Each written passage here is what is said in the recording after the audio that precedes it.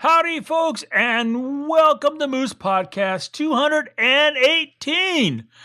Well, it's beginning to look a lot like Christmas. Yeah, we got a little bit of snow on the ground. Not that much. You stand there for a second and your body heat makes it disappear. And I cleared my decks using a leaf blower, but it's starting to look a lot like Christmas. How you guys doing?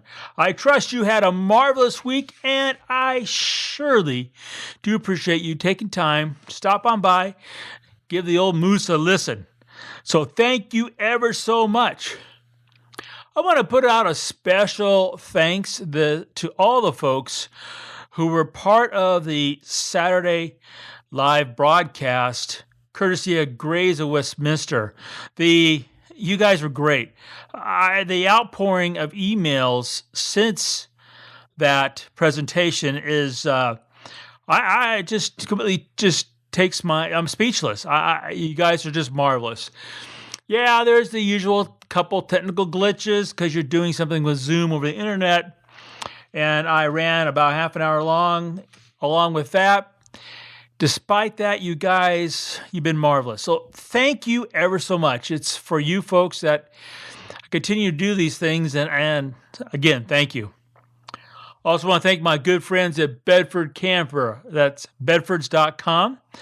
Yeah, those folks are sitting there and they're ready to help you with your Christmas list, which I am assuming you've passed on to your spouse or immediate other who's going to sit there and buy you goodies.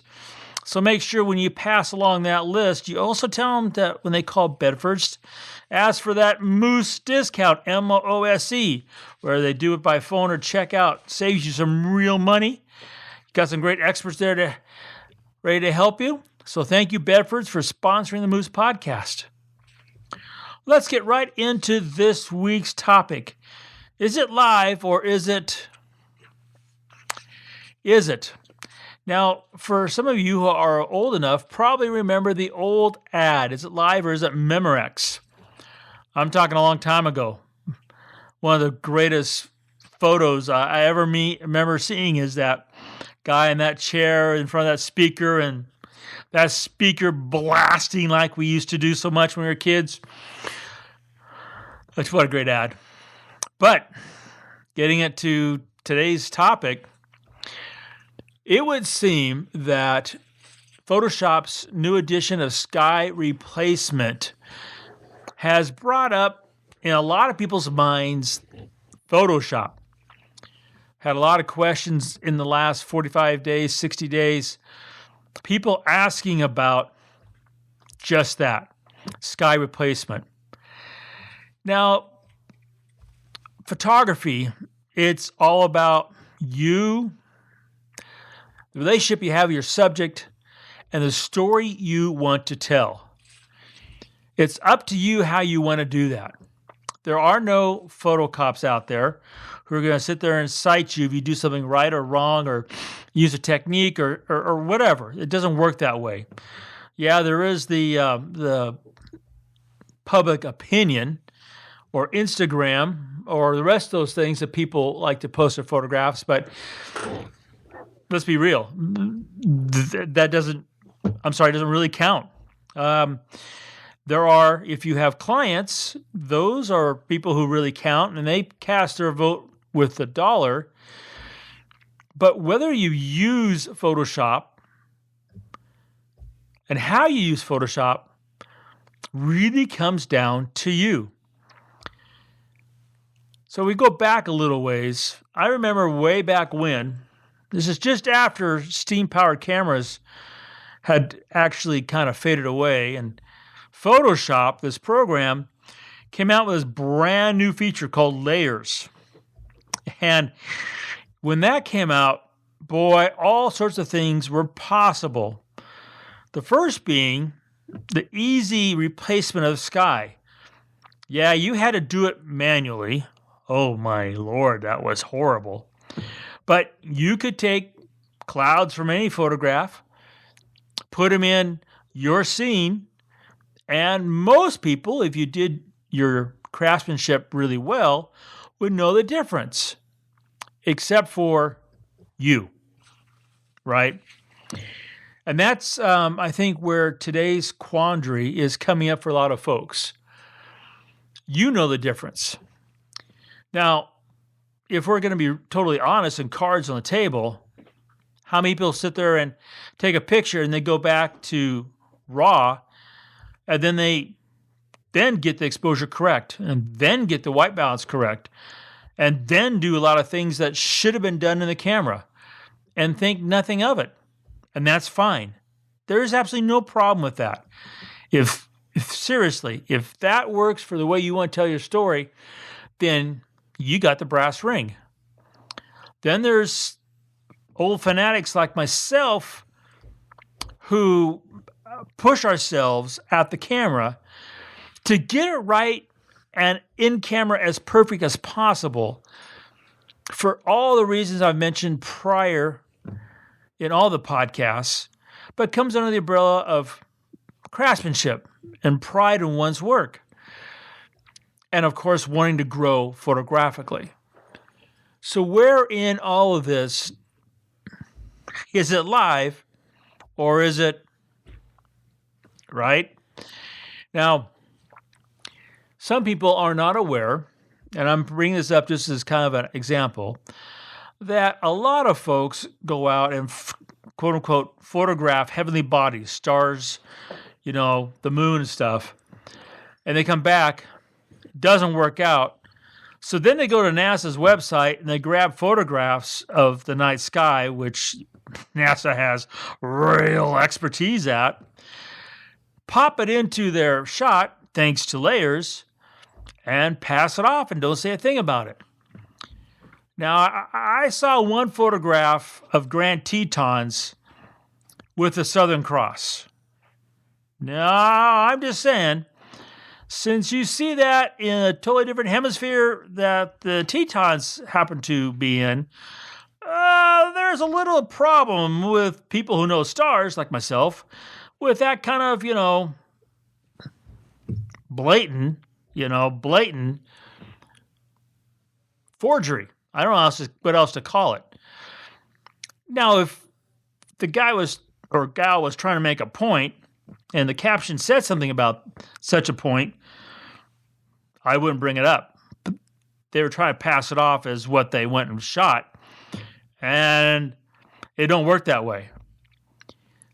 So kind of now, once you start realizing there's so many, you can Google it, so many people are grabbing images like that and putting them in the photographs. And again, unless you know the heavens, you wouldn't know the difference. But so many people are doing it, it then calls into question when you see some of those incredible shots. At least for myself, I always go, oh, let me look. Where was the Milky Way in relationship to that landscape? And I now, there's a seed of doubt planted in my mind when I look at those photographs. Person asked me the same question, which kind of brought this all up. And they took a shot, and they could have sworn that same day they saw this other person there. And the picture that they shot kind of had bald skies. And the picture of the person they saw there had really great skies. And so they thought maybe it wasn't that person. And then they looked closely at the light falling on the ground versus the light in the clouds. And then they realized why the light bulb went off in their mind in the first place, that they thought it wasn't a real photograph. No, that's not the wrong word. Wasn't a unmanipulated photograph, or was a manipulated photograph, was because of that light, because that, it triggers their mind. And that's why they kind of reached out to me. And I said, well, yeah, that's, it's, you can tell a lot of people's foot tracks when they go into the digital darkroom because they don't stay true to light. But this person said in this conversation, yeah, but now I'm looking at these pictures, I'm going to see these great cloud shots and then wonder, what was going on. Had another person that I was talking to who said they were pointing their camera in this one direction, bald skies.